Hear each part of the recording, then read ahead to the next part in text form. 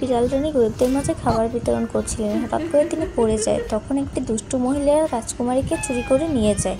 তখন একজন দুষ্ট মহিলা বিড়াল রাজকুমারীকে চুরি করে নিয়ে যায় এবং তার মেয়েকে রাজকুমারীর জামা কাপড় পরিয়ে রাজকুমারীর মতো সাজায়। রানী সুস্থ হয় তখন রাজকুমারীকে খোঁজে। সেই দুষ্ট মহিলাটি তার মেয়েকে রাজকুমারী বানিয়ে রানীর কাছে দেয়।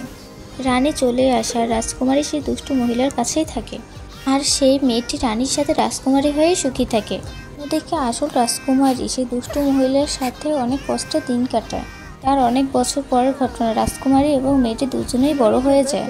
তাদের জন্মদিনের দিন সেই মহিলা তার মেয়ের কাছে আসে, বিষ দেয়, বলে রানীকে মেরে ফেলতে, কিন্তু মেয়েটি তা করে না, কারণ মেয়েটি রানীকে খুব ভালোবাসত।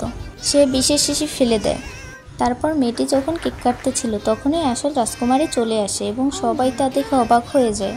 তখনই সেই দুষ্টু মহিলা রানীকে ছাদ থেকে নিচে ফেলে দেয় মারার জন্য। মেয়েটি রানীকে বাঁচিয়ে নেয় আর দুষ্টু মহিলাটিকে ধরে নিয়ে রানী তার দুই মেয়েকে জড়িয়ে ধরে সুখী থাকে।